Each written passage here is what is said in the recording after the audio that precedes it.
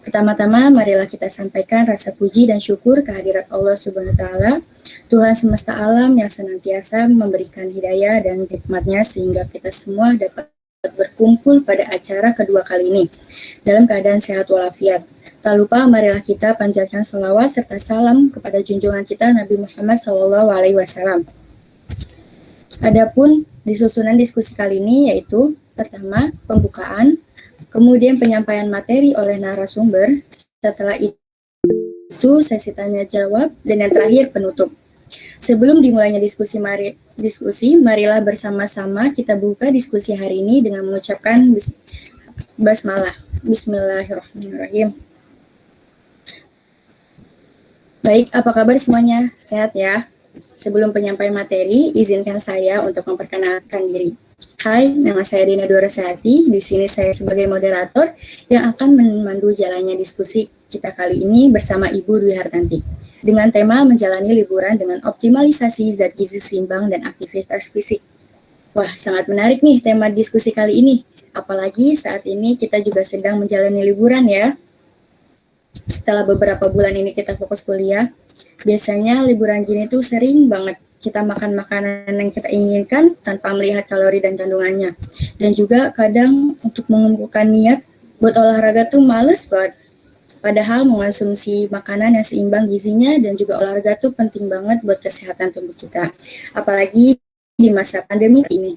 Baik sekali untuk meningkatkan imun tubuh kita agar tidak mudah terkena virus. Nah, oleh sebab itu, pada diskusi kali ini bertujuan agar kita mengetahui bagaimana mengoptimalisasikan gizi seimbang dan bagaimana melakukan aktivitas fisik yang baik di masa liburan ini.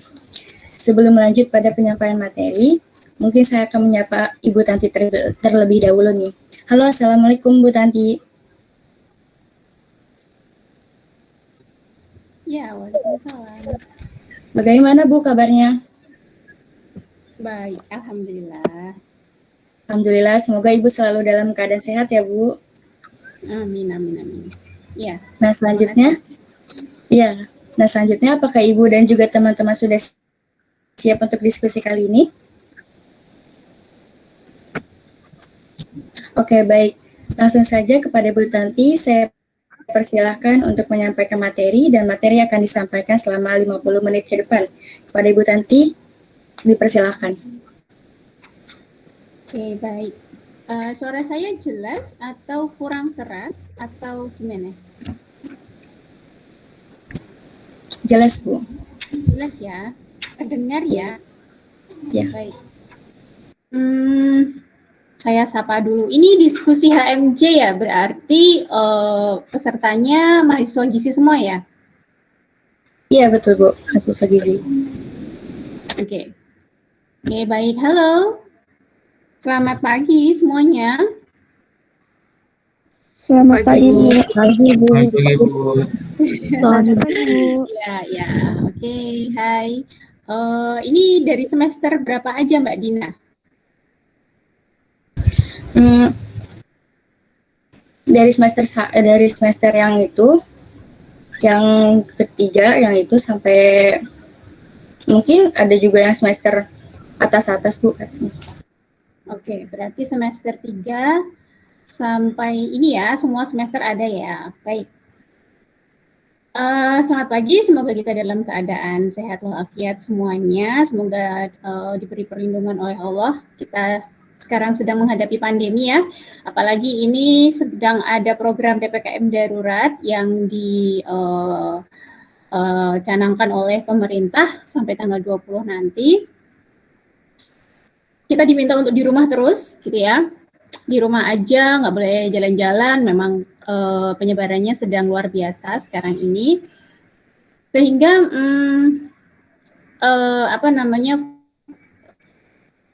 apalagi kalian sedang dalam kondisi liburan gitu, ya kan, kondisi liburan, PPKM juga di rumah aja ngapain gitu ya, terus akan berimbas pada aktivitas fisik dan pola makan kalian. Sebetulnya kalian berada dalam kondisi yang lebih baik dibandingkan yang lainnya karena kalian adalah mahasiswa gizi. Di mana mahasiswa gizi itu sudah memiliki bekal pengetahuan terkait dengan pola makan yang baik itu seperti apa, bagaimana cara kita menjaga kesehatan kita melalui makanan gitu ya, dari segi gizi itu seperti apa gitu. Ini sudah ada yang semester 3, tapi baru mulai ya, semester 3-nya kan baru besok gitu ya. Jadi belum sampai di materi di mata kuliah gizi daur kehidupan dan mata kuliah penilaian status gizi seperti itu. Nah, jadi mungkin nanti materi yang akan saya berikan itu bagi siswa-siswa yang mahasiswa yang udah di semester 5 ke atas udah pernah dengar gitu ya. Namun yang adik-adiknya yang masih semester 3 kan mungkin belum pernah karena memang belum dapat mata kuliah tersebut gitu ya. Jadi kita sharing aja, kita flashback lagi materi tentang kaitannya gizi seimbang, kemudian aktivitas fisik yang dikaitkan dengan kesehatan kita. Kemudian aplikasinya seperti apa dalam kehidupan sehari-hari, kan seperti itu. Tidak semua ahli gizi atau secara umum tidak semua mahasiswa gizi atau saya pun gitu ya, atau keluarga suami saya kan ahli gizi juga. Maksudnya lulusan S1 gizi gitu ya. Tidak semua yang paham tentang gizi itu melakukan atau mengaplikasikan ilmu gizi dalam kehidupan sehari-hari mereka. Ya, dalam mereka mengasup makanan, dalam mereka itu pola hidup untuk memiliki aktivitas fisik yang baik, belum tentu. Mereka tahu bahwa makan itu harus kayak gini gitu ya supaya sehat. Tapi belum tentu mereka melaksanakannya. Nah, ini yang agak berat gitu ya. Makanya di sini dalam diskusi mahasiswa kali ini kita flashback lagi terkait dengan pola makan gizi seimbang dan aktivitas fisik pentingnya untuk kesehatan. Nanti di akhir akan saya berikan beberapa artikel jurnal yang meneliti kaitan antara gizi seimbang dengan status gizi, dengan kondisi penyakit tidak menular, dan juga dengan kondisi penyakit menular seperti COVID sekarang ini gitu. Kaitannya apa? Apakah ada kaitannya kalau kita makannya gizi seimbang, kita makannya baik, kualitas kuantitasnya baik, apakah ngefek gitu dengan kesehatan kita? Kadang kan kita ngomongin, yalah kita harus makan baik, makan yang sehat kayak gitu, tapi kan kita nggak tahu buktinya mana kalau kita makan sehat itu berpengaruh terhadap kesehatan kita. Nah, nanti akan saya berikan cuplikan hasil penelitian yang mungkin nanti bisa menambah semangat kalian untuk bisa mengaplikasikan makan sehat, makan gizi seimbang, dan aktivitas fisik yang baik dalam kehidupan kalian sehari-hari. Terus kalian juga nanti bisa cerita ke orang lain di sekitar kalian, mungkin keluarga, saudara, teman, ya kalian cerita babi bu gitu ya, oh makan itu harus kayak gini, porsinya tuh kayak gini, piring makananku kayak gitu, wah kalian cerita ngalor ngidur, tapi kalian nggak punya buktinya mana? Bener nggak kalau makan kayak gitu tuh ngefek kesehatan saya itu mana? Nah, dari hasil penelitian yang nanti saya cuplik itu kalian bisa ceritakan gitu ya. Banyak sekali penelitian yang mengkaitkan antara kualitas makan yang baik, ya kualitas diet, kemudian makanan dengan gizi seimbang yang dikaitkan dengan status gizi, dengan kesehatan, sehingga ada hubungan antara makan gizi seimbang dengan status gizi itu ternyata ada hubungannya, dan semakin baik kualitas diet, semakin kita sering mengkonsumsi makanan dengan gizi seimbang, itu status gizi semakin baik. Ya, dari yang kurang jadi baik, dari yang obes jadi baik, gitu. Kemudian berhubungan juga dengan kondisi kesehatan terkait dengan penyakit tidak menular, misal gula darah jadi terkontrol, profil lipid darah jadi baik gitu ya. Kemudian anemia terkait dengan HB, ini kan masalah remaja nih, kalian kan masih remaja ya. Jadi HB itu nanti kita terhindar dari anemia dengan konsumsi gizi seimbang kayak gitu. Kalau terkait dengan PTM, penyakit tidak menular, kaitannya dengan asam urat, kolesterol tinggi, gula darah tinggi, tekanan darah tinggi, mungkin kalian masih penyakit apa itu gue nggak kenal gitu ya, karena kalian masih muda, masih merasa gitu, tapi nanti 10 tahun mendatang, umur 35 tahun, 30 tahun ke atas, 35 tahun ke atas, itu kalian udah merasakan, aduh kolesterol saya udah agak tinggi, saya harus gimana? Nah, dengan mengaplikasikan pola makan yang baik sejak muda, ya sejak umur 20-an kayak kalian ya, 19, 18, 20, akan menjauhkan kalian dari penyakit tidak menular ketika kalian berada di umur-umur 30-40 tahun. Seperti itu. jika pola makannya sudah diatur dari sekarang. Jadi jangan, aduh kolesterol saya tinggi baru ngatur pola makan, terlambat. Ya, jadi dari sekarang kayak gitu. Baik, saya akan share screen. Nah, ini.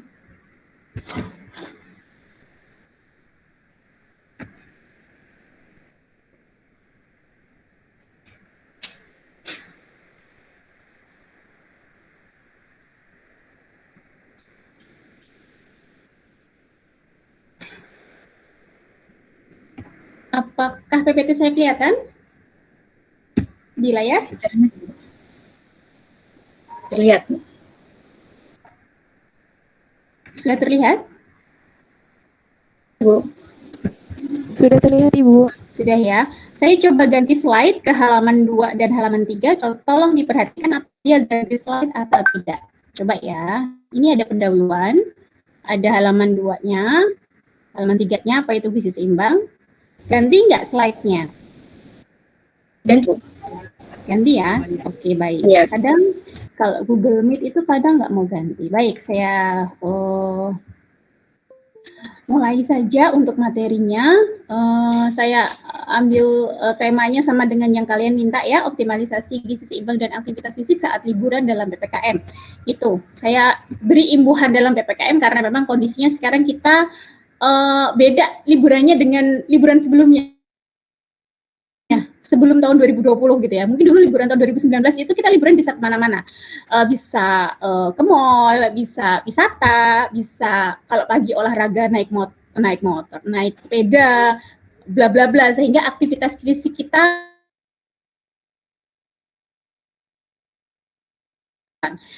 karena liburan yang sekarang apalagi dalam situasi PPKM kita harus stay di rumah. Mall nggak ada yang buka gitu ya. Indomaret tutup jam 8 gitu. Terus apalagi tempat wisata semuanya tutup gitu ya. Jadi memang mau nggak mau kita hanya berada di lingkungan rumah saja. Nah, kondisi ini mengakibatkan aktivitas fisik kita itu terbatas. Jadi yang dulu kita, apalagi seumuran kalian tuh sukanya kan main gitu ya, sama temen gitu, atau jalan-jalan kemana gitu kan, itu kan juga aktivitas fisik gitu ya, jalan-jalan kan.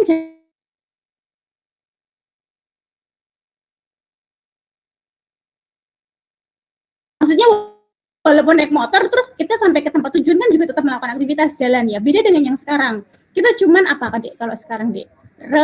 Rebahan gitu ya. Siapa yang jadi kaum rebahan di sini? Apalagi sedang tidak ada tugas, sedang liburan gitu ya. Rebahannya tambah jam gitu ya. Jadi persentase rebahannya jadi lebih tinggi. Seperti itu. Nah, itu nanti kita bisa ulas bagaimana supaya liburan ini kita tetap rajin melakukan aktivitas fisik karena ada dampaknya di dalam tubuh kita ketika memang kita inaktif dalam beberapa periode seperti itu. Oke, pendahuluan dulu nih. Karena ada dua variabel yang akan kita bahas yaitu pola makan dan aktivitas fisik terkait dengan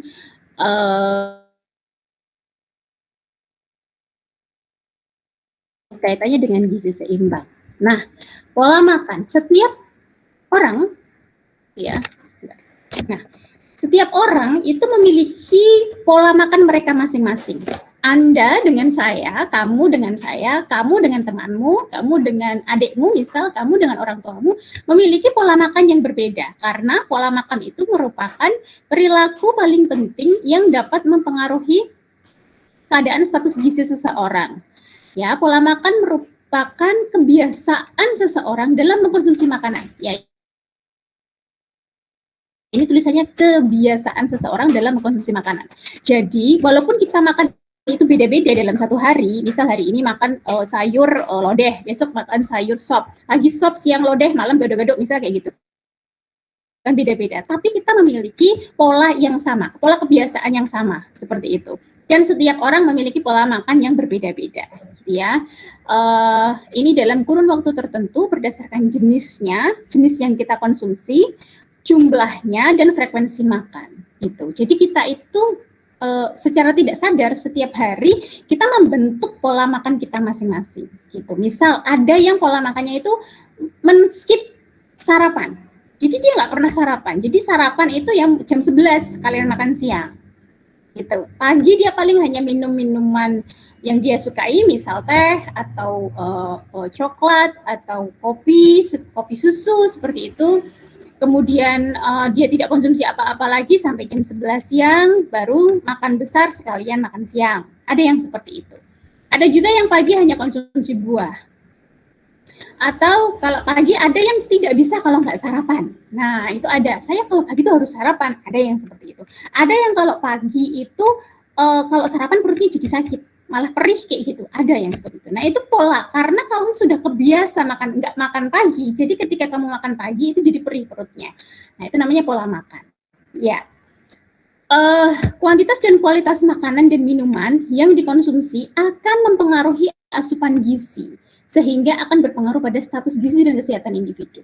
Ya, jadi pola makan kita itu akan mempengaruhi status gizi kita dan kesehatan kita. Jadi tidak hanya status gizi. Kalau status gizi itu kan diukur dari hal massa dan linear. Jadi berat badan kita dan tinggi badan kita itu akan keluar status gizi.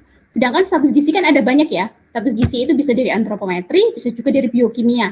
Nah, kalau mungkin asupan pola makan kita atau kebiasaan makan kita itu akan mempengaruhi dari semua status gizi kita, baik secara biokimia, fisik, secara antropometri, seperti itu. Nah, Kemenkes, Kementerian Kesehatan Indonesia, Republik Indonesia, Kemenkes RI, itu memiliki yang namanya pedoman pola makan yang baik, supaya dia bisa mengedukasi masyarakatnya untuk memiliki pola makan yang baik. Ketika seseorang itu mengkonsumsi pola makan yang baik, ya, itu akan berpengaruh kepada status gizinya serta status kesehatannya. Sehingga pola makan itu kita harus tahu dulu nih, pola makan yang baik itu seperti apa. Nah, ketika kita sudah tahu pola makan yang baik seperti apa, kita akan menjalankannya setiap hari sehingga kita akan memiliki pola makan yang baik. Kayak gitu. Jadi pola makan, kalau kita nggak paham pola makan yang baik itu seperti apa sih, maka kita makannya jadi sembarangan sehingga kita memiliki pola makan yang kurang baik. Gitu. Jadi pola makan yang baik itu seperti apa? Dari Kemenkes RI sudah mencanangkan atau merumuskan yang namanya gizi seimbang. Ya, jargonnya atau istilahnya itu namanya gizi seimbang. Ini dari Kemenkes. Jadi istilah gizi seimbang itu sudah ditetapkan melalui Peraturan Menteri Kesehatan Nomor 41. Nanti di bawah di slide paling akhir ada. Jadi gizi seimbang itu memang sudah ditetapkan oleh pemerintah sebagai aturan bagaimana kita memiliki pola makan yang baik. Nah, dulu tahun 1952 itu kita punya pedoman makan yang baik dalam jargon yang dinamakan 4 Sehat 5 Sempurna, ya. Isinya 4 sehat itu makanan pokok, lauk pauk, sayuran, buah-buahan, dan susu. Nah, namun seiring sejalan waktu, 4 Sehat 5 Sempurna itu sudah tidak relevan dengan kondisi yang sekarang. Zaman dulu, tahun 1952 itu kita baru merdeka ya, Dek ya. Baru merdeka. Jadi zaman dulu itu orang yang gizi kurang itu banyak, Dek. Dan orang yang gizi lebih atau obesitas itu minim sekali, gitu ya. Zaman dulu, gitu.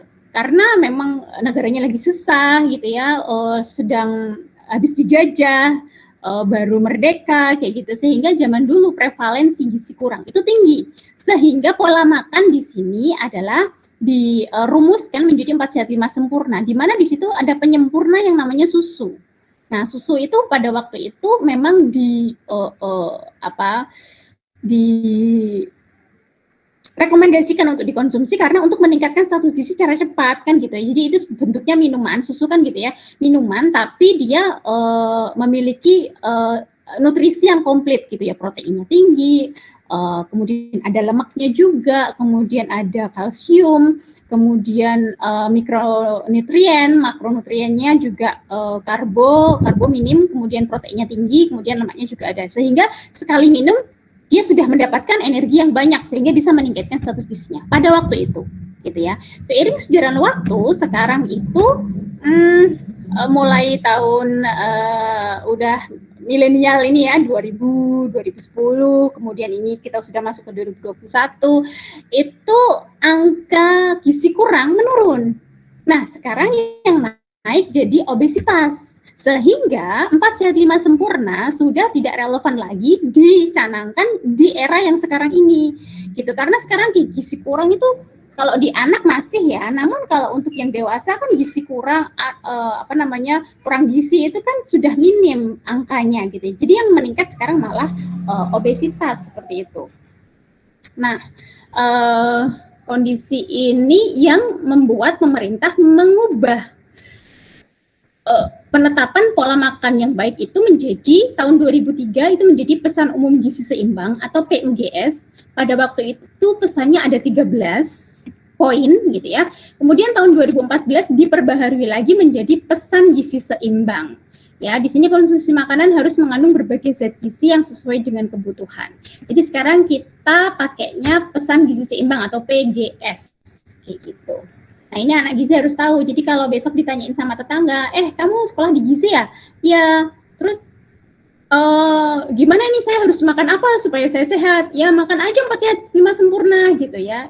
Berarti Anda mungkin sekolah gizinya tahun 1952 gitu.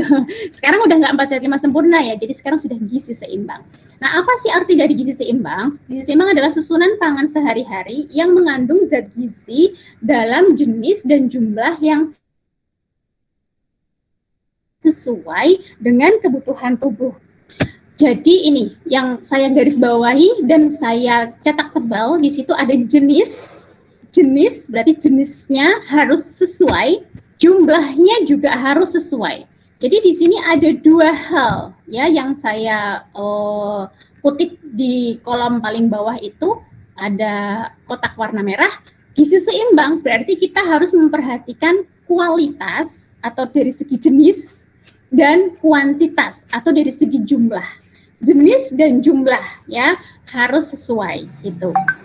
Dengan memperhatikan prinsip keanekaragaman pangan, aktivitas fisik, perilaku hidup bersih, dan memantau berat badan secara teratur dalam rangka mempertahankan berat badan normal untuk mencegah masalah gizi dan mencapai status gizi yang baik. Nah, ini ya gizi seimbang diatur dalam Permenkes RI nomor 41 tahun 2014. Anak gizi HP-nya harus punya file Permenkes nomor 41 tahun 2014. Karena di situ itu merupakan pegangan kita untuk nanti kita bisa memberikan edukasi, konseling, pendidikan gizi ke individu atau ke kelompok masyarakat. Itu pegangannya ini Permenkes nomor 41 tahun 2014. Jadi jangan ngaku kalian mahasiswa gizi, jangan ngaku kalian calon ahli gizi kalau nggak pernah buka Permenkes nomor 41 tahun 2014. PR-nya nanti siang sebelum tidur siang gitu ya, download lah di Google banyak Permenkes nomor 41 tahun 2014 download. Nah, baca itu dalamnya. Ada tata caranya di situ, ada banyak hal yang bisa kamu pelajari di situ. Ya, apalagi kalau mungkin yang udah semester atas sudah sering saya buat tugas ya untuk ini. Kalau mungkin yang semester baru semester 3 atau ada mahasiswa baru di sini boleh di-download, dibaca dalamnya seperti apa sehingga bisa menambah pengetahuan kalian gitu.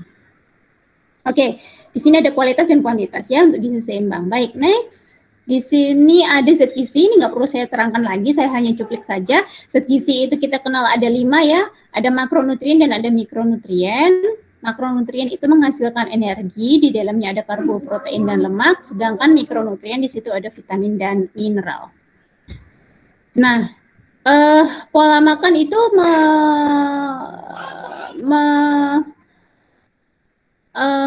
pola makan itu mempengaruhi status gizi, ya.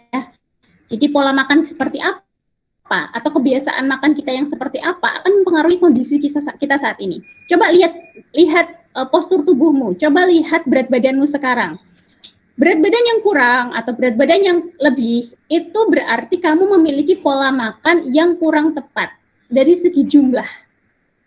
Ya, karena kalau kelebihan berat badan berarti kamu terlalu banyak asupan makan dibandingkan aktivitas fisikmu. Kalau kamu memiliki berat badan yang kurang, berarti kebutuhan tubuhmu lebih besar daripada apa yang kamu konsumsi. Seperti itu. Nah, ini namanya balance energi. Balance itu berarti seimbang ya. Ini ada timbangan di sini. Kalian bisa mencapai gizi baik jika asupan makanmu itu seimbang. Antara asupan dengan kebutuhan itu sama, seimbang. Maka kamu akan memiliki berat badan yang baik, gitu, yang sesuai dengan berat badan ideal. Nah, sedangkan kalau tidak seimbang seperti ini, asupannya kurang dibandingkan kebutuhannya, maka kamu akan memiliki status gizi yang kurang, berat badanmu rendah, seperti itu. Sedangkan untuk yang seperti ini, kalian mengasup makanan lebih banyak dibandingkan kebutuhannya, maka kelebihan asupan itu akan tertimbun di dalam tubuhmu pada jaringan adiposa dalam bentuk lemak sehingga akan meningkatkan berat badan. Seperti itu. Nah, status gizi untuk anak seusia kalian, untuk remaja seusia kalian udah remaja ya? Masih remaja apa sudah dewasa nih ya? Dewasa ya, dewasa muda ya kalian ya. Dewasa muda seperti kalian sudah pakai IMT ya dengan batas kategori seperti ini. Jadi ketika kalian memiliki IMT antara 18,5 sampai 25 berarti status gizimu adalah normal. Di atas itu berarti overweight atau obes, dan di bawah itu berarti status gizi kurang. Udah tahu ya rumusnya ya? Udah tahu nih ya, berat badan dibagi tinggi badan dalam meter kuadrat. Baik, nah sekarang untuk kebutuhan gizi. Kebutuhan zat gizi merupakan jumlah energi dan zat gizi yang hendaknya dikonsumsi setiap hari untuk jangka waktu tertentu sebagai bagian dari diet normal rata-rata orang sehat menurut golongan umur, jenis kelamin, ukuran tubuh, dan aktivitas fisik. Jadi setiap individu, setiap kalian itu memiliki kebutuhan gizi yang berbeda. Tergantung apa? Tergantung umur kalian, jenis kelamin kalian, ukuran tubuh, maksudnya ukuran tubuh itu adalah tinggi badan dan berat badanmu, dan aktivitas fisikmu. Orang yang pelajar seperti kalian, mungkin yang belajarnya online ya, hanya di kamar begitu, dan tidak melakukan kegiatan apapun selain itu, akan memiliki kebutuhan energi yang berbeda dengan mahasiswa lain yang mungkin dia di rumah itu juga melakukan pekerjaan sampingan misal, atau mungkin dia juga nyambi jadi pegawai toko misal. Selain dia belajar online, dia juga bekerja sebagai pegawai toko sehingga dia harus melakukan aktivitas berdiri, menjuali, kayak gitu ya, mondar-mandir ke sana kemari untuk menata produk-produk. Nah, itu akan berbeda. Ya, akan berbeda kebutuhan gizinya. Jadi akan lebih banyak yang memiliki aktivitas fisik yang lebih tinggi, seperti itu. Jadi aktivitas fisik itu merupakan salah satu komponen yang mensupport kebutuhan gizi kita. Ya, ini tadi asupan gizi berarti berapa sih kebutuhan energi saya dalam hariannya itu berapa, kemudian makronutrien berapa, mikronutrien berapa, bisa kalian lihat pada tabel angka kecukupan gizi ya, yang kalian juga nanti bisa kalian bisa sesuaikan dengan berat badan kalian, seperti itu. Gitu ya. Nah, kita masuk ke bagaimana aplikasinya. Kita sudah tahu, ya Bu, saya tahu gizi seimbang itu berarti kita harus mengkonsumsi makanan dari segi kualitas dan kuantitas yang sesuai dengan kebutuhan kita. Nah, terus bagaimana mengaplikasikannya? Di sini saya akan menjelaskan dari segi yang paling mudah, dari pandangan yang paling mudah, ya, untuk nanti kalian bisa aplikasikan dalam kehidupan sehari-hari dan kalian bisa tularkan ilmu ini ke lingkungan kalian, bisa ke keluarga, saudara, kerabat, tetangga, teman-teman, kayak gitu, dengan bahasa dan dengan visual yang paling mudah untuk dipahami. Karena ahli gizi itu tugasnya adalah mengedukasi masyarakat supaya mereka mempunyai kebiasaan pola makan yang baik gitu. Kalau kita ngomongin gizi seimbang itu kita harus mengkonsumsi makanan dari kuantitas dan kualitas yang baik. Nah, orang awam dengernya kualitas dan kuantitas makanan yang baik itu seperti apa ya? Mungkin dia akan mengarah. Taunya mereka akan pahamnya begini, kualitas dan kuantitas yang baik itu mungkin makanan yang semacam Pizza Hut, Burger King kayak gitu, atau mungkin makanan di resto-resto mahal itu adalah makanan yang memiliki kualitas dan kuantitas yang baik kali ya. Nah, dia akan berpikir seperti itu. Padahal tidak seperti itu kan. Sehingga kita harus menerjemahkan kalimat atau definisi dari gizi seimbang itu dalam bahasa yang sangat sederhana untuk nanti mudah diaplikasikan oleh masyarakat dan khususnya diri kalian sendiri. Kayak gitu. Nah, ini visual ini sudah disediakan juga oleh Kemenkes untuk bisa diedukasikan ke masyarakat gitu. Ya. Kita mulai dari pedoman gizi seimbang dulu ya. Jadi ketika kalian nanti akan menjelaskan terkait dengan pola makan yang baik, pola makan gizi seimbang pada masyarakat ya, kalian jelaskan dulu terkait dengan pedoman gizi seimbang. Jadi kalau dulu kita pakainya 4 sehat 5 sempurna, kalau sekarang kita pakainya pedoman gizi seimbang gitu ya. Pedoman gizi seimbang itu punya 4 pilar. 4 pilar itu maksudnya adalah rangkuman dari 10 pesan gizi seimbang. Jadi pesan gizi seimbang itu kan ada 10 pesan. Yang pertama akan beraneka ragam, mensyukuri makanan, kemudian harus cuci tangan, sarapan, dan ada banyak gitu ya. Dari 10 itu kita summarize atau kita rangkum menjadi 4 pilar. Nah, 4 pilar inilah yang harus kalian tekankan pada masyarakat untuk bisa mereka lakukan dalam kehidupan sehari-hari. Nah, 4 pilar pedoman gizi seimbang ini, 4 pilar gizi seimbang, yang pertama adalah konsumsi makanan beraneka ragam. Konsumsi makanan beraneka ragam itu maksudnya kita makan itu setiap hari ganti-ganti, seperti itu. Jangan itu terus, misal, ini penjelasannya saya bacakan dulu. Mengkonsumsi makanan beraneka ragam itu artinya berarti mengkonsumsi makanan yang bervariasi dengan kualitas dan kuantitas yang sesuai kebutuhan. Jadi makan itu harus bervariasi. Kalau ada yang tanya misal, kenapa sih makan harus bervariasi? Saya itu sukanya cuman sayur oseng-oseng kangkung sama tempe sama ayam goreng. Jadi kayak Ipin Upin tuh ya, sukanya ayam goreng. Kalau nggak ada ayam goreng dia nggak mau makan kan gitu ya. Nah, itu kurang baik. Karena apa? Kita butuh zat gizi itu kan banyak. Ada makronutrien, ada mikronutrien. Mikronutrien itu ada vitamin dan mineral. Di mana vitamin dan mineral itu juga ada banyak sekali. Vitamin A, B, C, D, E, K kayak gitu ya. Kemudian ada mineralnya juga ada banyak sekali. Nah, tidak ada satupun di dunia ini makanan yang mengandung semua zat gizi, ada semua di situ. Pasti dia memiliki kadar zat gizi yang tinggi dan ada juga yang rendah. Misal kita bilang kemarin itu saya lihat jeruk. Jadi jeruk itu vitamin C-nya tinggi, tapi vitamin A-nya rendah seperti itu. Ada, vitamin A-nya tetap ada, tapi kurang. Tidak dominan kayak gitu ya, dibandingkan dengan pepaya gitu ya. Jadi beta karotinnya dia tinggi karena dia warnanya jingga kan.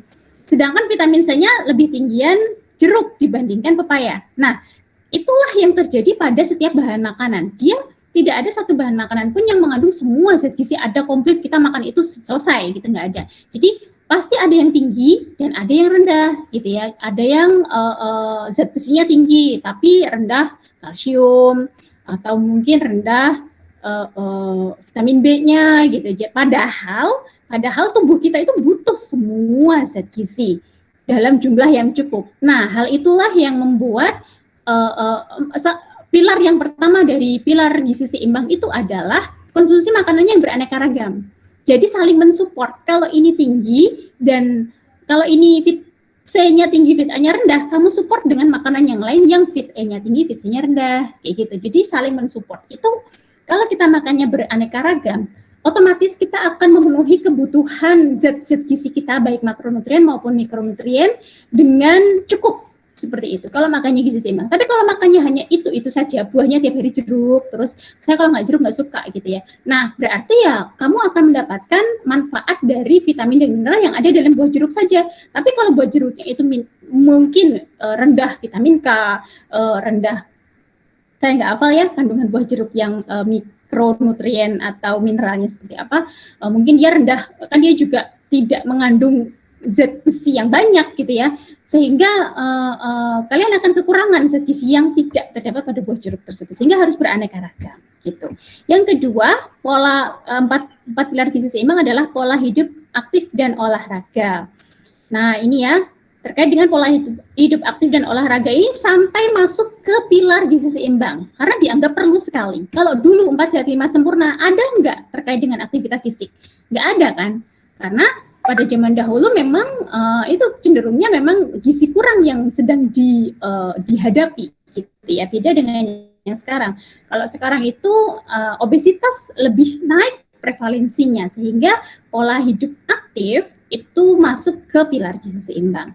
Lakukan olahraga teratur selama minimal 30 menit setiap hari. 30 menit setiap hari gitu.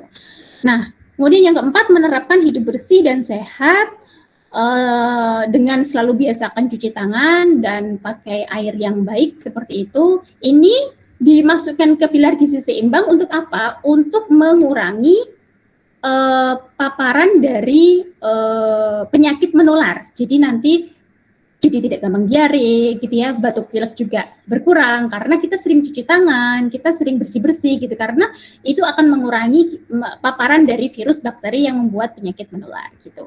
Kemudian yang terakhir adalah yang keempat, mempertahankan berat badan ideal dengan diminta untuk selalu menimbang berat badan secara teratur supaya terkontrol gitu ya berat badan kita.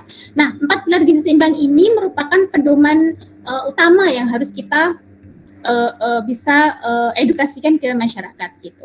Nah, pesan gizi seimbang kan tadi punya 4 pilar ya. Dari 4 pilar itu ada 10 pesan di situ ya. Yang pertama nih, membiasakan konsumsi makanan yang beraneka ragam, batasi konsumsi panganan manis, asin dan berlemak. Nah, ini perlu banget nih.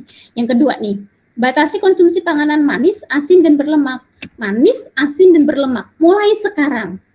Ya, mulai sekarang. Karena apa? Kebiasaan kita untuk mengkonsumsi makanan manis, asin, dan berlemak itu jika dilakukan dalam jangka waktu yang lama atau menjadi kebiasaan makan kita, menjadi pola makan kita, ya kalau itu sudah menjadi pola makan, kita sering makanan yang berlemak, makan minuman-minuman manis, makanan manis, keseringan, ya dalam jangka waktu tertentu akan berdampak pada kondisi obesitas. Nah, ketika obesitas itu juga akan mempengaruhi ke kondisi yang lain, misal profil lipid darah naik, gitu ya, gula darah naik, tekanan darah naik. Jadi nanti kita belum umur 30 udah punya tekanan darah tinggi. Belum umur 30 kolesterolnya udah tinggi. Sekarang banyak sekali fenomena seperti itu. Karena apa? Karena sekarang itu makanan atau jenis-jenis kuliner itu banyak sekali dan mudah untuk diakses. Ya. Siapa di sini yang sering pesan makanan dari aplikasi pesan antar, misal GoFood kayak gitu. Kalian sebagai kaum milenial yang selalu bawa HP gitu ya, pasti sering banget pesen. Nah, di mana makanan-makanan yang ada pada aplikasi pesan antar itu biasanya pada umumnya itu adalah makanan-makanan yang padat kalori atau memiliki densitas energi yang tinggi kayak gitu. Coba deh cek, kamu buka GoFood gitu ya, GoFood bukaan. Nah, itu di dalamnya itu yang ditawarkan tuh ya biasanya nasi ayam penyet, kemudian burger, kebab, nasi goreng, kue tiaw, apalagi, dan macam-macam. Adakah di situ, makanan di aplikasi itu yang konsepnya gizi seimbang? Nasi, sayur bening, tahu, ikan asin atau ikan nila gitu ya, nggak ada, kayaknya nggak ada yang kayak gitu ya. Jadi paling ya mentok pecel ya. Kalau padahal dari kesemua makanan itu biasanya yang kamu pilih itu ya larinya kalau nggak kebab, nasi goreng ya, terus apalagi ya yang fast food yang memiliki nilai kalori yang sangat tinggi. Nah, itu tuh merupakan salah satu makanan yang lemaknya tinggi deh dan memiliki densitas energi yang tinggi. Kalau sekali-sekali sih nggak apa-apa ya. Jadi makanan itu tuh nggak jadi haram gitu ya, nggak ya. Boleh kita konsumsi, tapi batasi. Nih ya, di atas tulisannya batasi nih, batasi. Batasi itu maksudnya nggak tiap hari lah kita makan kayak gitu ya. Misal seminggu 2 kali, oke. Jadi nggak terus, aduh nggak ada lauk pesan lagi yang seperti itu. Nah, dengan begitu kita akan memiliki pola makan yang kurang baik kayak gitu. Ya, kemudian ini lakukan aktivitas fisik, kemudian konsumsi lauk-pauk yang mengandung protein tinggi, cuci tangan pakai sabun, biasakan sarapan. Ya, ini biasakan sarapan ini penting nih. Ini masuk dalam 10% gizi seimbang. Karena apa? Anak yang tidak suka sarapan, remaja yang tidak suka sarapan atau men-skip sarapan, itu ada dua kemungkinan. Yang pertama, dia akan balas dendam di makan siang. Jadi makan siangnya akan jadi double porsi, akan makan lebih banyak dibandingkan kalau dia tadi makan pagi. Karena apa? Karena dia merasa lapar. Ya, perutnya belum keisi. Yang kedua, kemungkinan kedua, dia jadi anemia. Ya, dan dia memiliki konsentrasi yang rendah ketika dia menghadapi pelajaran. Nah, gitu ya. Jadi kalau mungkin kita sarapan, kemudian jam 9, jam 10 kan biasanya kuliah, kayak gitu ya. Dia jadi nggak konsen gitu kuliahnya, jadi males gitu. Karena dia tidak punya energi untuk melakukan itu. Gitu. Padahal semalaman, dari jam 9 malam sampai jam 6 pagi kan kita tidur. Kita kan di situ tidak konsumsi makanan apapun gitu ya. Udah gitu nggak sarapan pula gitu ya, dilanjut lagi sampai jam 10 baru sarapan. Nah, itu tubuh itu langsung udah loyo tuh ya. Udah nggak punya energi sehingga kita konsentrasinya juga berkurang. Seperti itu. Itu kekurangan dari kalau nggak suka sarapan. Kemudian biasakan konsumsi air putih, banyak makan sayur dan buah. Nah, ini penting banget nih. Menurut penelitian dari Riskesdas tahun 2019, Riskesdas tahun 2018 ya, itu masyarakat Indonesia 90%-nya, 90% masyarakat Indonesia itu kurang makan sayur dan buah. Ya, 90% masyarakat Indonesia kurang mengkonsumsi sayur dan buah. Gitu. Sehingga asupan serat mereka juga jadi kurang. Padahal sayur dan buah itu merupakan sumber-sumber makanan dari sumber serat, kemudian dia sumber vitamin dan sumber mineral. Apa sih manfaat vitamin dan mineral untuk tubuh kita? Kalau kita kurang vitamin dan kurang mineral, kita akan jadi metabolisme tubuhnya jadi kurang baik. Yang pertama. Yang kedua, kita jadi gampang sakit. Misal jadi sering skorbut atau sariawan mulutnya. Jadi gampang sakit, tertular penyakit itu mudah karena vitamin dan mineral itu ada beberapa vitamin dan mineral yang mendukung imunitas kita. Kalau kita kekurangan itu karena kita kurang makan sayur dan buah, ya percuma. Ya, jadi kita imunitasnya jadi kurang. Apalagi kita di masa pandemi sekarang ini. Semua orang berbondong-bondong ke apotik beli suplemen vitamin C 1000 mg. Bahkan banyak yang berbondong-bondong ke Indomaret dan Alfamart untuk beli Bear Brand. Siapa di sini yang juga berburu Bear Brand? Ngacong. Saya nggak mau ada mahasiswa gizi yang rela beli Bear Brand harganya 11.000 dan nandon di rumah 2 krat. Jadi daripada beli Bear Brand, mending beli UHT ultra harganya cuma 5.000 loh, Dek. Dengan memiliki kandungan yang sama, kandungan dan manfaat yang sama dengan Bear Brand. Apa sih yang kita ambil manfaatnya dari Bear Brand untuk menghadapi pandemi ini? Yang pertama adalah kalsiumnya, yang kedua ada vitamin D-nya, yang ketiga adalah proteinnya, yang ketiganya itu ada juga di susu-susu yang lain gitu ya, gitu kan. Nah, padahal kita bisa dapatkan manfaat protein, kita bisa dapatkan manfaat Fit C yang 1000 mg yang sekarang lagi hot-hotnya dibeli orang gitu ya, itu dari sayur dan buah. Kita bisa dapatkan juga manfaat Bear Brand yang katanya bisa mencegah COVID itu dari lauk pauk yang proteinnya tinggi, misalnya ikan ya, misalnya daging merah, tahu, tempe. Kalau jumlahnya cukup, udah kita nggak usah makan Bear Brand, kita nggak usah minum Bear Brand, kita nggak usah makan Fit C 1000 mg. Kalau sayur dan buahmu sehari cukup, kita udah nggak perlu lagi konsumsi suplemen-suplemen yang harganya relatif mahal itu. Oke, nanti bisa kalian edukasikan ke teman-temanmu lah, ke tetangga lah gitu ya, yang saling berburu Bear Brand dan UC 1000 itu. Oke, biasakan membaca label kemasan dan syukuri apa yang ada gitu. Nah, setelah kita tahu 4 pilar itu, kita masuk ke ini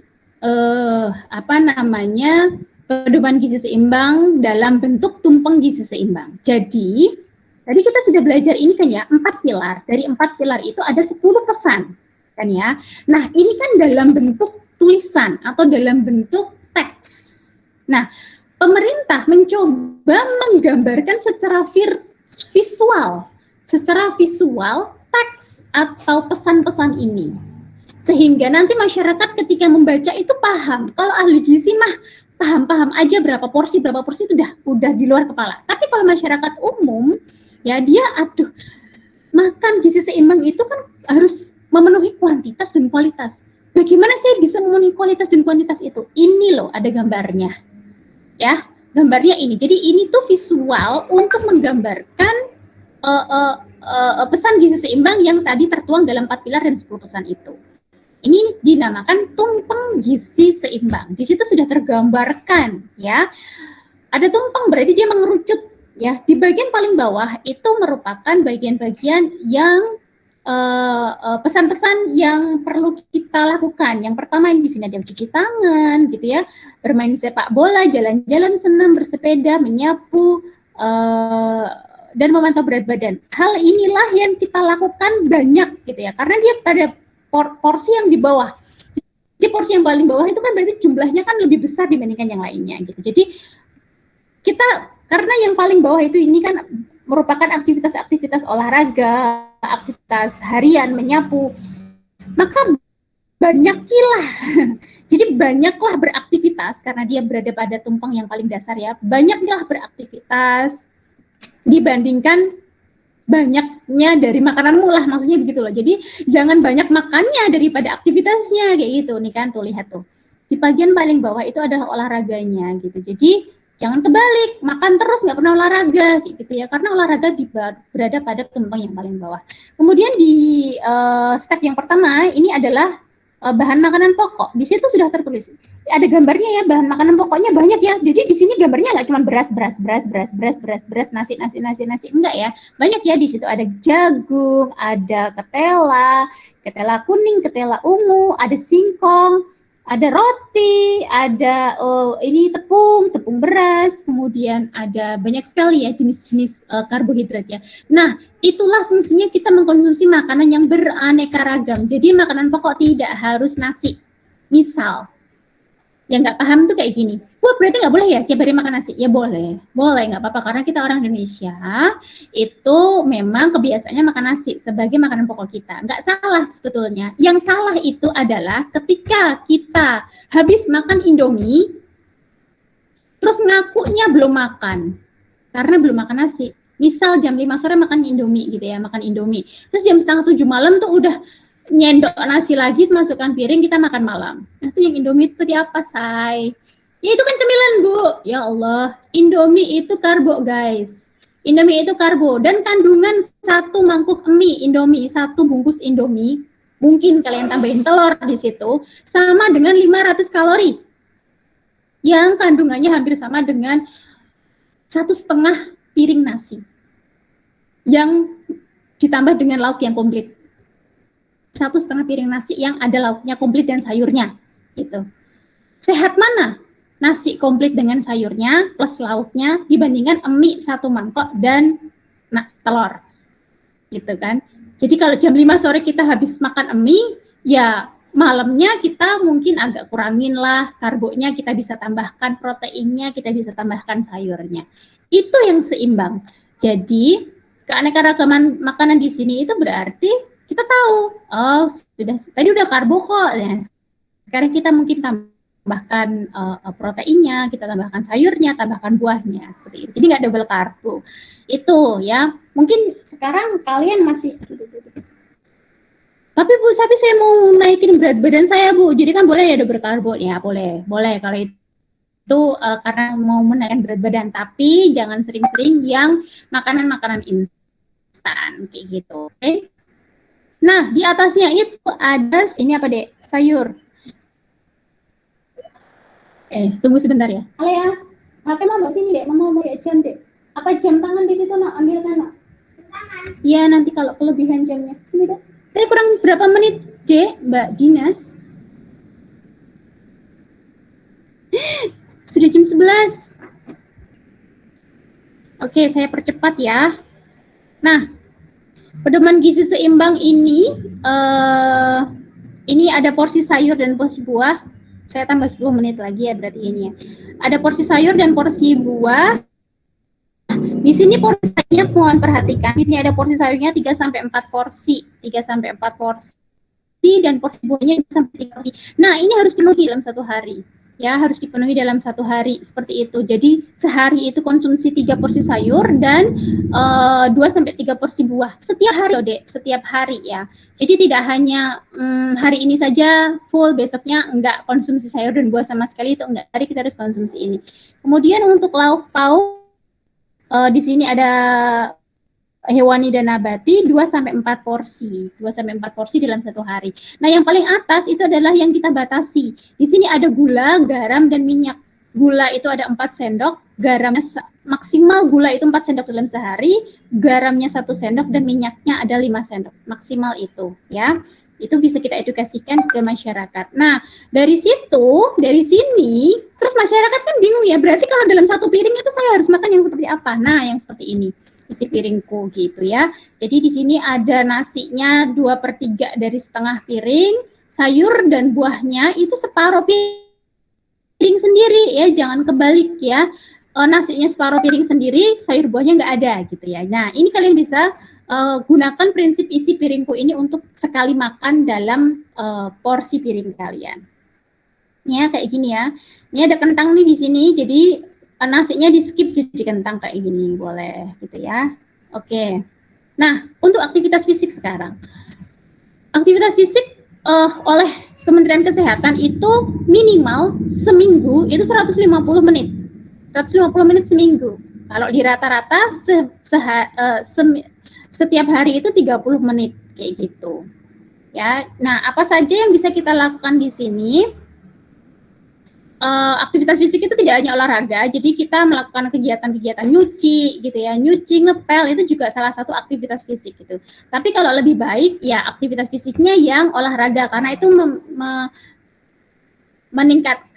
meningkatkan endurance kita. Karena olahraga itu kan sifatnya aerobik gitu ya. Jadi itu bisa meningkatkan endurance dan lebih cepat untuk membakar lemak serta meningkatkan massa otot kita. Manfaatnya nih ya, manfaat aktivitas fisik itu mengendalikan berat badan, mengendalikan tekanan darah tinggi. Nah, yang nomor 7 nih ya, memperbaiki kelenturan sendi dan kekuatan otot. Ini baik banget buat kalian yang masih usia-usia muda gitu ya, supaya nanti kalau udah agak dewasa mau 30, mau 40 gitu, persendian kalian bagus, tetap bagus gitu ya. Serta ototnya itu kencang gitu ya, kulitnya gitu. Mengurangi stres secara psikologis, aktivitas fisik itu juga mengurangi stres dan kecemasan. Nah, ini beberapa penelitian yang saya cuplik terkait dengan gizi seimbang dengan beberapa hal ya. Yang di sini ada lagi gizi seimbang dengan status gila sepertinya ya. Association between diet quality scores in adults, findings from the Food for Me study. Kesimpulan dari penelitian ini adalah, jadi ketika kita memiliki kualitas diet yang baik atau kita mengkonsumsi makanan dengan gizi seimbang, maka akan semakin baik pula status gizi kita yang dilihat dari IMT, rasio lingkar pinggang panggul, dan lingkar pinggang kita gitu. Jadi siapa sih yang nggak punya body bohai gitu ya, bagus bodinya gitu ya. Ketika kita ingin memiliki bentuk tubuh yang bagus, berarti kita yang pertama adalah harus memiliki status gizi yang bagus dulu. Nah, apa yang harus kita lakukan? Lakukan konsumsi pola makan gizi seimbang seperti yang sudah dijelaskan tadi. Nah, ini ada penelitian juga hubungan antara durasi penggunaan alat elektronik atau gadget, aktivitas fisik, dan pola makan dengan status gizi.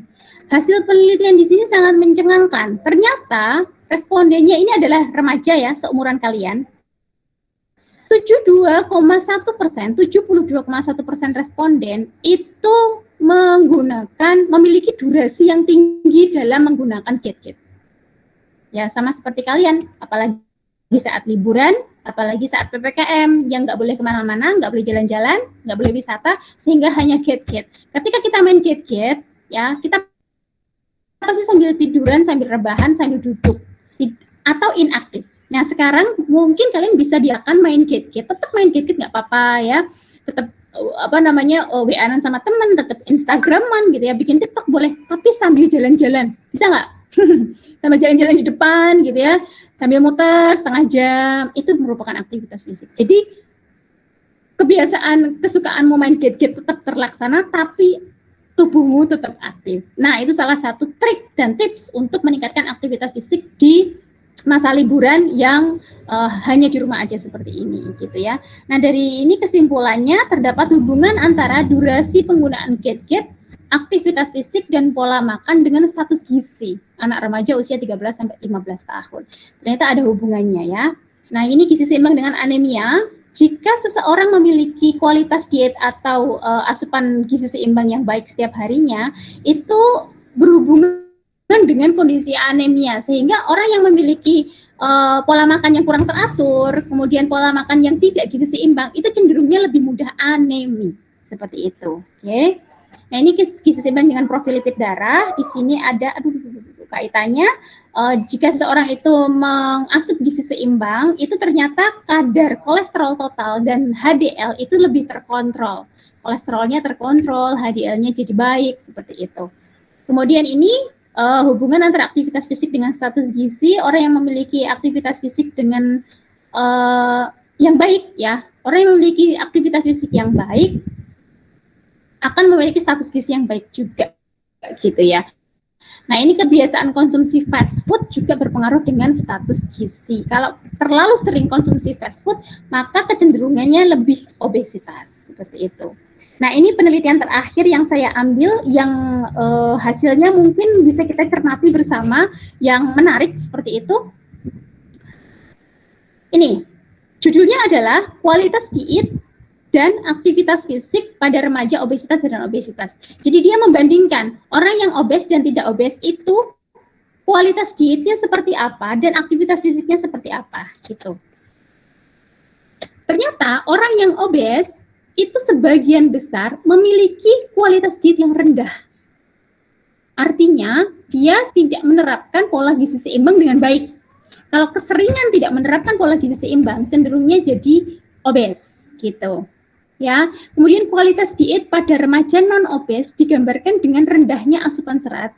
Jadi untuk yang tidak obes itu ini ya, untuk yang tidak obes ternyata juga memiliki kualitas diet yang rendah, itu sekitar 64,3%. Orang yang tidak obes tapi tetap memiliki kualitas diet yang rendah gitu. Pada umumnya kualitas diet yang rendah itu adalah kurang asupan serat dan mikronutrien serta asupan lemak jenuh yang tinggi. Itu biasanya kayak gitu. Ya, kemudian sebanyak 73,2% remaja obesitas memiliki aktivitas fisik yang rendah. Jadi semakin rendah aktivitas fisik kita, cenderungnya lebih obes gitu.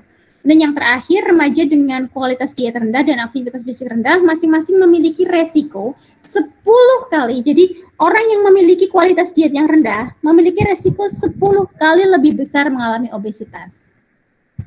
Dan orang yang memiliki aktivitas fisik yang rendah 7 kali lebih besar untuk obesitas. Seperti itu hasil penelitian yang saya cuplik. Demikian mungkin yang bisa saya sampaikan. Aduh, kelebihan 10 menit ini ya, mohon maaf. Saya kembalikan ke moderator. Terima kasih. Assalamualaikum. Wah, makasih Ibu. Wah, menarik sekali ya pemaparan dari Ibu Dwi Hartanti. Nah, selanjutnya mari kita masuk ke sesi tanya jawab yang pastinya dari tadi pada nunggu-nunggu ya. Oke, yang ingin bertanya silakan, saya persilakan 3 penanya, 2 penanya.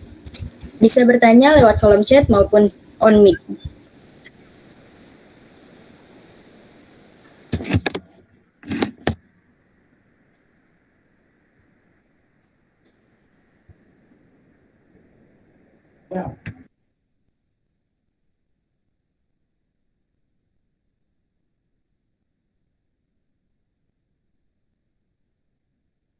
Format pertanyaannya bisa nama, habis itu pertanyaan ya.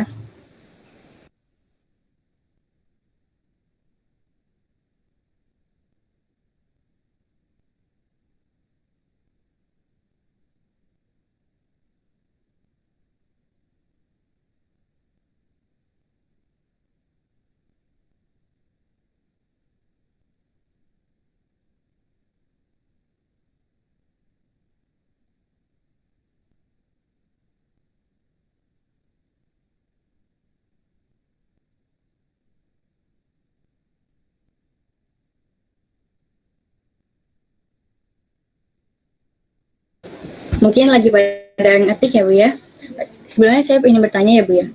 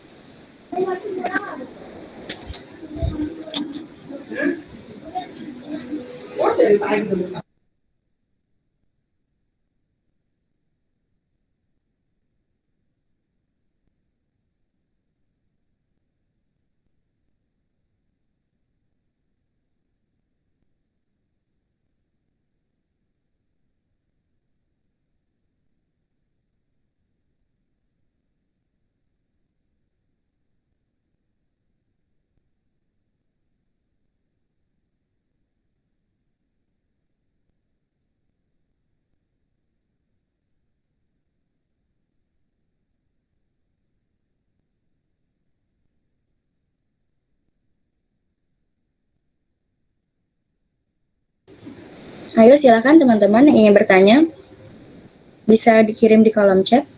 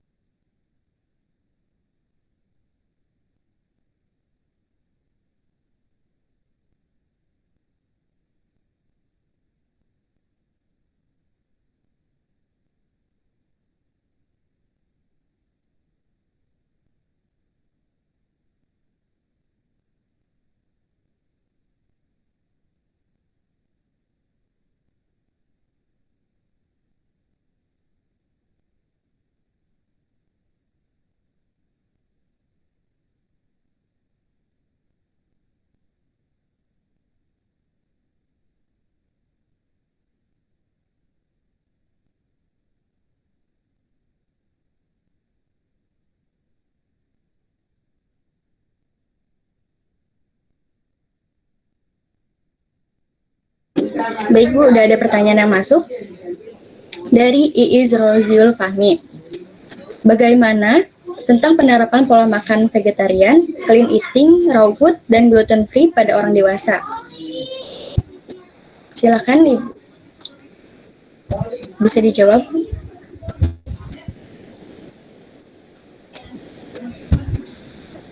Oke, Waalaikumsalam Fahmi. Penerapan vegetarian, clean eating, raw food, dan gluten free pada orang dewasa. Maksudnya penerapan itu gimana? Penerapannya udah diterapin aja. Kalau vegetariannya udah nggak usah makan, nggak usah makan hewani. Kemudian raw food ya silahkan untuk mengkonsumsi makanan yang raw model gitu ya. Kemudian gluten free jauhi yang gluten. Seperti itu. Inti pertanyaannya seperti apa?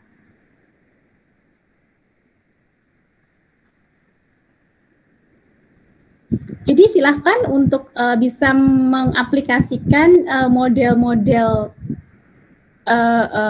diet yang tertulis itu sesuai dengan prinsipnya gitu ya. Kalau vegetarian mungkin bisa, kalau vegetarian kan ada banyak ya. Vegetarian ada banyak, ada lacto-ovo-vegetarian, ovo-vegetarian, ada vegan gitu ya. Kemudian dari situ kita bisa hindari makanan-makanan yang sesuai dengan prinsip yang kita ambil gitu ya. Gitu. Kalau vegan berarti kita skip semuanya yang berasal dari hewani seperti itu. Kemudian untuk gluten free biasanya untuk orang yang memiliki intoleransi tertentu dan dia kadang memiliki saluran cerna yang tidak tahan terhadap gluten kayak gitu ya. Mungkin untuk penderita autoimun ya, karena pada umumnya untuk yang autoimun itu ketika konsumsi makan yang mengandung gluten gitu ya, imunitasnya itu malah menyerang gluten tersebut sehingga saluran cernanya khususnya di ususnya gitu ya, itu akan terkikis gitu ya, membran ususnya akan terkikis oleh imunitasnya sendiri karena dia anggap si gluten itu sebagai musuh gitu ya. Jadi kita skip makanan-makanan yang mengandung gluten, berarti kita skip makanan bergandum ya, karena sumber gluten kan pada umumnya gandum roti, mie gitu, dihilangkan. Ya sesuai dengan prinsipnya saja. Gitu.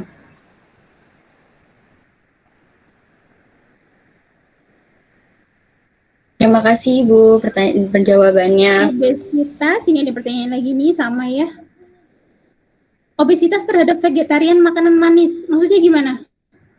Vegetarian makanan manis, apakah harus dikurangi? Oh, untuk orang yang obes, kalau dia vegetarian, apakah harus men-skip makanan manis gitu kan ya? Mungkin ya. Gini, makanan yang manis berarti kan sumber manisnya tuh dari gula, kan ya? Gula itu setiap 1 sendok saja, 1 sendok makan, kalau kamu nggak mau bikin teh gitu ya, atau kopi, 1 sendok makan gula itu mengandung 50 kalori. Sedangkan kalau kamu minum kopi saset, itu biasanya 1 saset itu kandungan gulanya bisa sampai 2 sendok makan gula. Sehingga sekali minum aja kamu sudah mengkonsumsi 100 kalori. Nah, bagi orang yang ingin meningkatkan berat badan, mungkin memang it's okay. Tapi kalau untuk obes, tadi ini ditanyakan obesitas ya, di mana kita harus defisit kalori atau balance energi negatif, sehingga kita mengurangi makanan-makanan yang sepertinya tidak mengenyangkan, tapi kalorinya tinggi. Kita konsumsi kopi saset 1 gelas itu kan paling hanya 150 cc, 150 ml.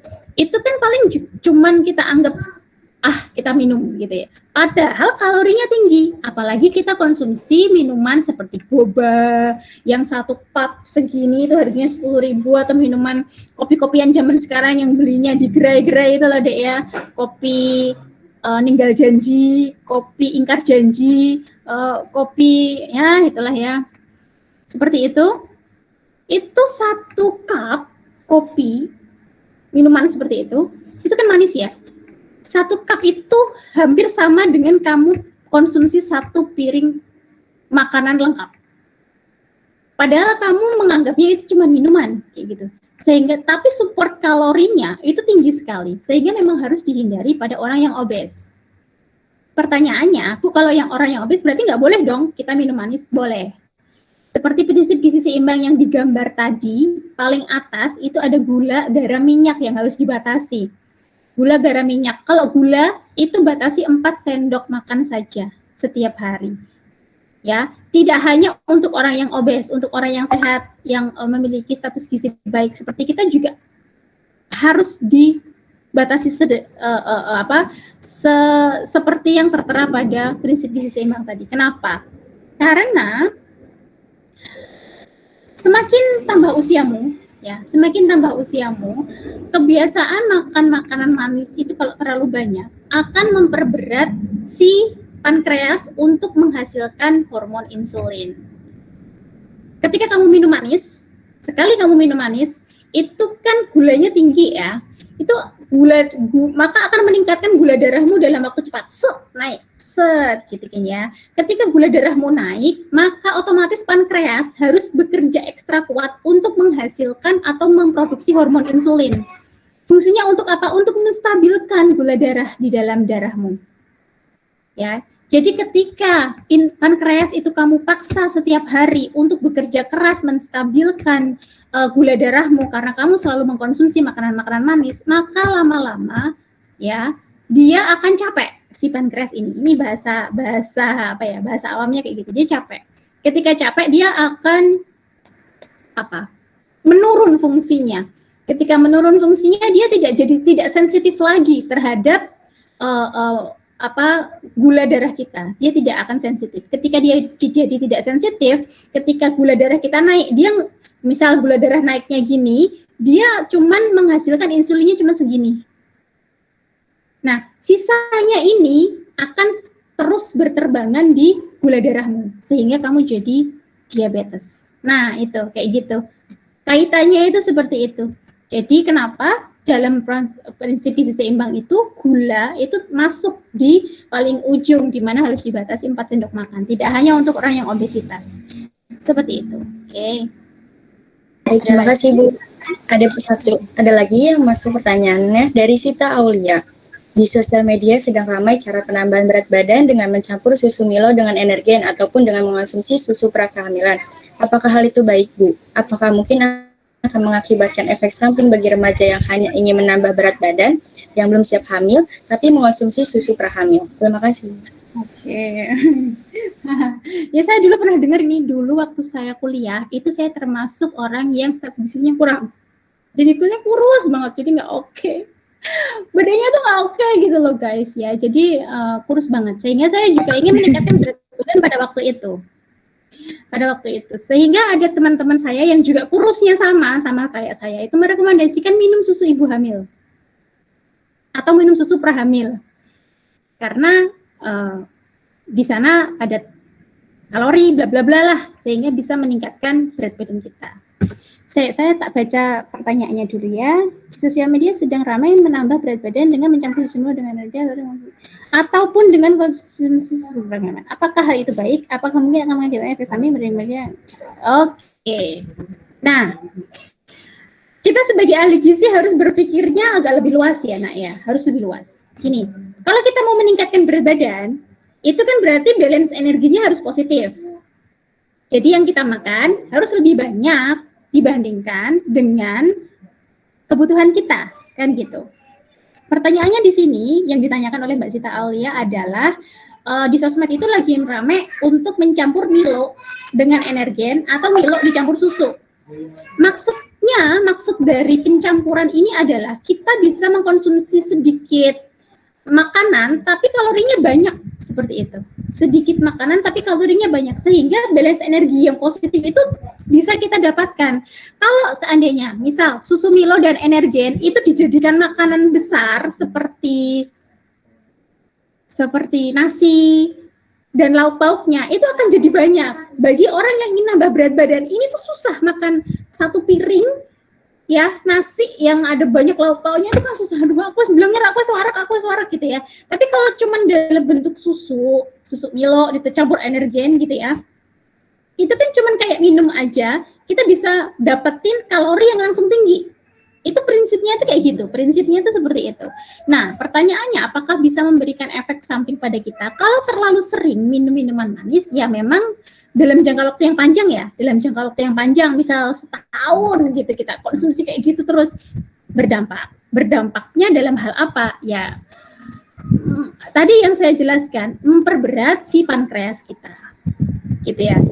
Tapi kalau minum itu hanya mungkin seminggu 3 kali gitu ya, hanya mungkin digencar itu 2 minggu aja, ya nggak apa-apa. Cuma 2 minggu aja nggak apa-apa. Jadi efek samping dari konsumsi itu kan yang ditakutin gulanya. Apalagi Milo sama energen itu gulanya tuh tinggi sekali. Ya gulanya banyak. Jadi kalori yang tergandung dalam situ itu, kenapa kalorinya tinggi itu karena si gula. Gitu. Kalau dari segi kesehatan, kalau hanya minumnya beberapa kali itu ya nggak apa-apa. Tapi kalau jangka panjang, nah itu tadi akan berdampak pada sistem tubuh kita, seperti itu. Terus pertanyaannya pada susu prakehamilan. Boleh nggak remaja itu mengkonsumsi susu prakehamilan untuk tujuannya meningkatkan berat badan gitu ya? Jawabannya boleh, nggak apa-apa. Terus kamu nggak jadi hamil guys? Enggak, kamu minum susu prakehamilan itu terus nggak jadi hamil ya, jangan takut ya. Namun sekali lagi dalam dosis atau porsi yang sesuai dengan rekomendasi, kayak gitu. Jangan terlalu banyak juga, karena yang ditakutin apa? Gulanya. Sekali lagi gulanya enggak.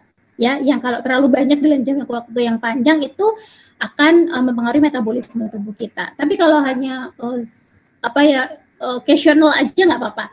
Nah, terkait dengan susu prahamil itu, di situ banyak sekali kandungan yang memperbaiki status mikronutrien kita, apalagi kan kalian itu kan juga prakonsepsi kan, juga merupakan wanita usia subur atau mungkin pria usia subur yang nanti mungkin beberapa tahun ke depan kalian akan menikah, kemudian kalian akan bereproduksi di sana. Sehingga susu prahamil itu kalau dikonsumsi sekarang nggak apa-apa, justru akan menambah status dari mikronutrien kalian. Misal untuk susu prakehamilan itu tinggi folat.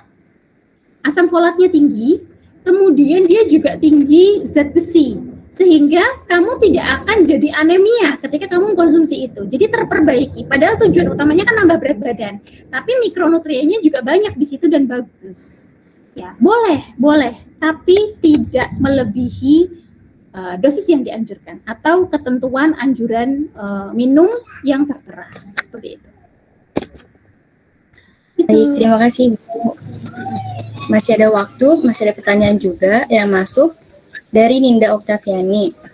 Pertanyaannya, terkadang bagi seseorang yang sudah kecanduan gadget, cenderung menunda makan atau bahkan sampai lupa untuk makan, sehingga berujung pada terganggunya pola makan yang seharusnya diterapkan. Bagaimana cara menyikapi atau mengatasi hal tersebut bagi seseorang yang sudah kecanduan gadget?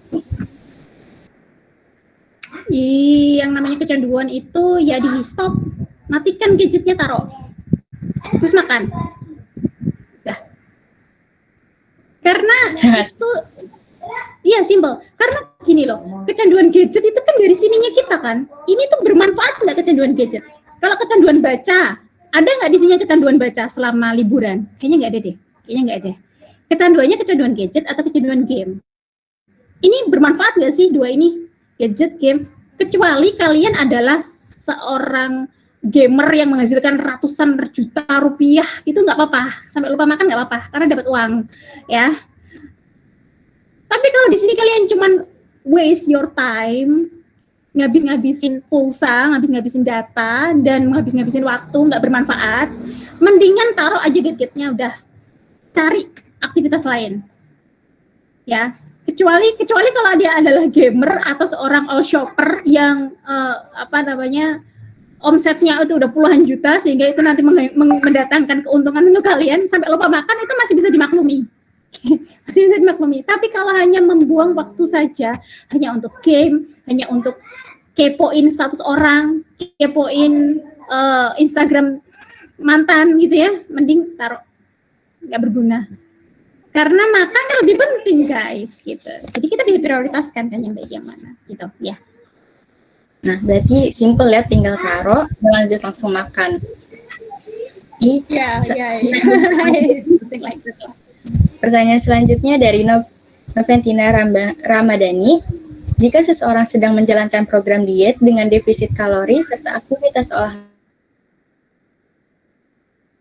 olahraganya, defisit kalori di sini disarankan dan efektif membantu program diet bagaimana ya Bu? Apakah hanya mengurangi porsi makan yang biasa kita terapkan atau harus menambah asupan protein dan lain-lain? Silakan Ibu bisa dijawab. Baik, Noventina Ramadhani. Oke, semester 3 ini pasti. Semester berapa Mbak Noventina? Halo Mbak Noventina. Adakah di sini? Just speak up aja. Semester berapa sayang? Semester 3 ya? 3 ya? Nggak mungkin ini pertanyaannya kok. Iya? Baru mau masuk semester 1. Oh, baru mau masuk. Oh, semester 1. Oke, ya. Bagi yang sudah semester 4, mungkin dia sudah, nanti makanya kuliah di gizi ya, Dek ya. Jadi nanti kamu bisa diajarin caranya bagaimana membuat balance energi negatif atau defisit energi. Jadi nanti kalian sebagai sarjana gizi itu diajarin, kalau kamu ingin turun berat badan ke angka 45 kilo misal, kamu ingin di berat badan 45 kilo, berarti itu sehari itu kamu harus balance energi negatif atau defisit energi itu sekian. Nah, dari sekian energi itu kamu bisa deskripsikan, kamu bisa bagi ke makanan-makanan sebesar sekian porsi, pagi sekian, siang sekian, malam sekian. Seperti itu. Itu fungsinya nanti sekolah kuliah di gizi. Nah, ini saya jawab dulu. Mungkin yang kakak-kakak kelas kalian itu sudah bisa tuh cara, oh berapa kalori kamu butuhnya? Oh 1.500 kalori. Oke, saya bikinkan. Kakak kelas kalian udah pada bisa. Nah, ini bagaimana cara membantu untuk bisa defisit kalori itu, apakah mengurangi porsi makan? Sebentar ya. Ada gitu ya, jadi mengurangi porsi makan atau menambah protein. Yang pertama, dua-duanya. Jadi dua-duanya. Yang pertama ngurangin kalori, yang kedua meningkatkan persentase protein. Jadi kalau gizi seimbang itu persentase dari makronutriennya itu adalah proteinnya 15%, lemaknya 25%, sisanya karbo. Kayak gitu. Nah, untuk bisa diet atau mengurangi berat badan, berarti kita harus defisit kalori. Berarti kita harus pangkas kalorinya dulu, kemudian di persentase, di mana persentase proteinnya ditambah. Sehingga jadi sekitar 17-20%. Sehingga akan mengurangi porsi karbohidrat. Kayak gitu. Ini sudah ilmiah banget ke gizi gitu ya. Jadi kalau mungkin kakak kelas kalian udah, oh mau berapa proteinnya? Mau 17%, mau 20%, oke aku bikinin. Jadi nanti lauknya jadi nambah kayak gitu. Tapi kalorinya dipangkas, yang awalnya kita butuhnya 2000 kalori dipangkas 500 kalori jadi 1500 kalori. Nah, preskripsi diet semacam ini bisa untuk menurunkan berat badan gitu ya. Jadi terus gimana Bu caranya membaginya dalam satu hari ya? Itu nanti ikuti dulu mata kuliah gizi daur hidup ya semester 3, serta di situ juga ada penentuan status gizi, nanti kalian bisa untuk menentukannya. Seperti itu, dan harus dua-duanya ya, defisit kalori dan ditambah persentase dari proteinnya. Gitu Mbak Noventina. Oh, Terima baik. kasih, Bu. Sama-sama. Masih ada satu pertanyaan lagi, Bu? Apakah Ibu masih ada Ya, waktu? satu lagi ya. Ada dari Mbak Antika Retna. Bagaimana jika diet untuk mengurangi berat badan dengan tidak memakan nasi, makanan berminyak, makanan yang mengandung tepung, dan hanya memakan makanan berlemak seperti ceker ayam dan lain sebagainya, Bu? Lalu bagaimana diet yang baik?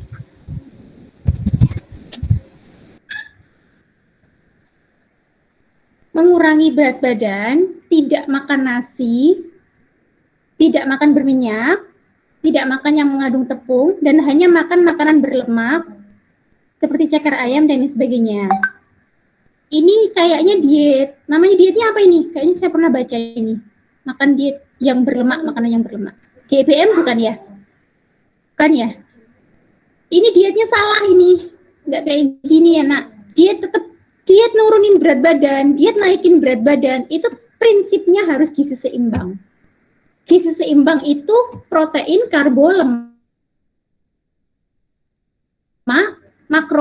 mikronutrien, semuanya harus seimbang. Kalau ngomongin tentang berat badan, berarti kita ngomongin makronutrien, karena makronutrien kan yang mensupport energi, yang akan menambah berat badan kita.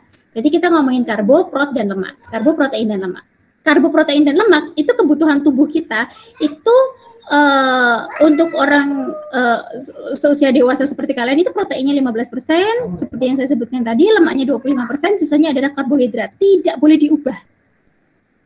Kalau proses pengurangan berat badannya seperti ini, tidak makan nasi, tidak makan berminyak, tidak makan yang mengandung tepung, tapi menambah atau hanya mengkonsumsi makanan berlemak tinggi, berarti kan nanti jomplang. Prinsipnya sudah nggak seimbang. Jadi nanti karbonya rendah banget, gitu ya, karbonya rendah banget, kemudian lemaknya tinggi. Asupan lemaknya bisa sampai 35% ke atas. Ini jangka panjang kalau dilakukan 3 bulan lah sampai 6 bulan. Bahaya. 1, seratmu kurang. Karena karbo itu kan sumber serat. Serat kan maksudnya di karbohidrat kan? Serat yang polisakarida toh. Ya kan? Jadi kalau kamu kurang makan makanan yang sumber karbo, biasanya seratnya kurang. Kalau seratnya kurang, saluran cernamu kurang baik. Gitu.